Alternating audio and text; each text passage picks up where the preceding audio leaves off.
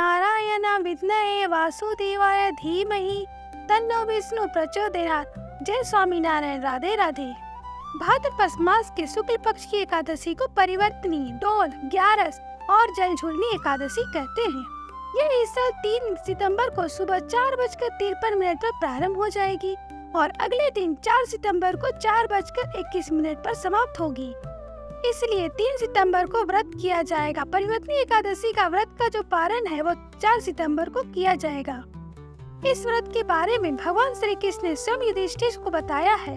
इस एकादशी पर व्रत और पूजा करने से ब्रह्मा, विष्णु सहित तीनों लोगों की पूजा का फल मिलता है। तो यह व्रत आप जरूर से जरूर करें। इसका उपवास रखने से मोक्ष की प्राप्ति होती है। इसके साथ ही पापों का नाश होता है। धार्मिक मान्यताओं के अनुसार इस दिन भगवान विष्णु और माता लक्ष्मी की पूजा का विधान है। इस दिन भगवान विष्णु के वामन अवतार और भगवान गणेश की पूजा का विधान है। आइए अब हम परिवर्तनी एकादशी का व्रत कथा का श्रवण करते हैं। युधिष्ठिर कहने लगे कि हे प्रभु, भाद्रपद शुक्ल पक्ष एकादशी का क्या नाम है? इसकी विधि तथा इसका महिमा कृपा करके हमें बताइए। तब भगवान कृष्ण ने कहा, सभी पापों का नाश करने वाली उत्तम वामन एकादशी की महिमा मैं तुमसे कहता हूँ। तुम इसे ध्यान पूर्वक सुनो। यह पद्मा परिवर्तनी एकादशी जयंती एकादशी भी कहलाती है। इसका यज्ञ करने से वाजपेयी यज्ञ का फल मिलता है। पापियों के पाप नाश करने के लिए सबसे बढ़कर उपाय नहीं। जो भी मनुष्य इस एकादशी के दिन मेरी पूजा करता है उसे तीनों लोग पूज्य होते हैं। अतः मोक्ष की इच्छा करने वाले मनुष्य का व्रत जरूर से जरूर पूरा होता है। इस दिन भगवान श्री हरि करवट लेते हैं, इसलिए इसको परिवर्तनी एकादशी कहा जाता है।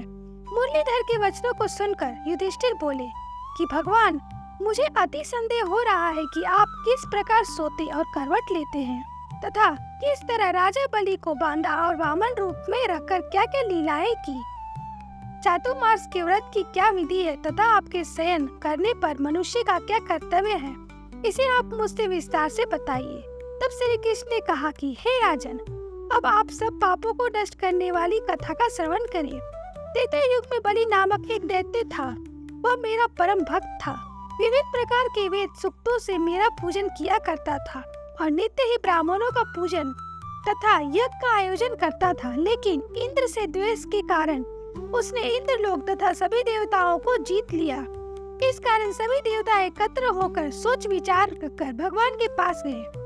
बृहस्पति सहित इंद्रादिक देवता प्रभु के निकट जाकर और नतमस्तक होकर वेद मंत्रों द्वारा भगवान का पूजन और स्तुति करने लगे।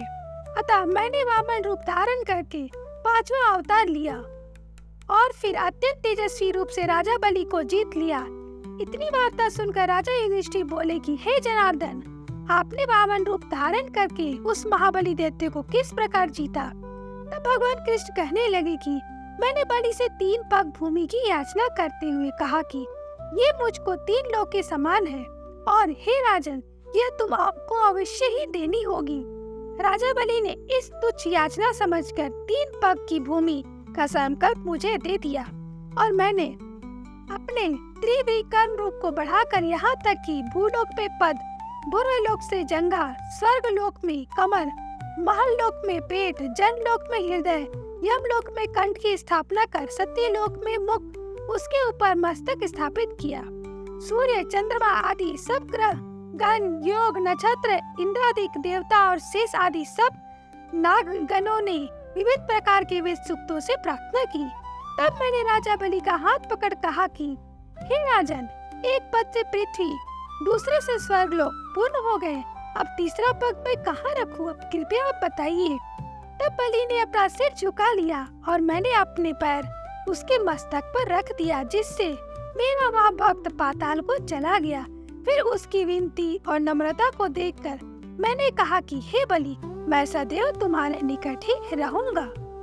विरोचन पुत्र बलि से कहने पर भाद्रपद शुक्ल एकादशी के दिन बलि के आश्रम पर मेरी मूर्ति स्थापित हुई। इसी प्रकार दूसरे क्षीर सागर में शेषनाग के पष्ट पर हुई। हे राजन, इस एकादशी को भगवान शयन करते हुए करवट लेते हैं। इसलिए तीनों लोगों के स्वामी भगवान विष्णु का उस दिन पूजन करना जरूर से जरूर चाहिए। इस दिन तांबा, चांदी, चावल, दही का दान करना उचित माना गया है। इसके साथ ही रात्रि को जागरण अवश्य करें। जो विविध पूर्वक इस एकादशी का व्रत करते हैं वे सब पापों से मुक्ति होकर स्वर्ग में जाकर चंद्रमा के समान प्रकाशित होते हैं और यश पाते हैं। जो साधक इस कथा को पढ़ते हैं या सुनते हैं उसको 1000 अश्वमेध यज्ञ का फल प्राप्त होता है और श्री हरि की कृपा हमेशा बनी रहती है। आशा करती हूँ आपको मेरी कथा अच्छी लगी होगी। कृपया लाइक और सब्सक्राइब करें। धन्यवाद।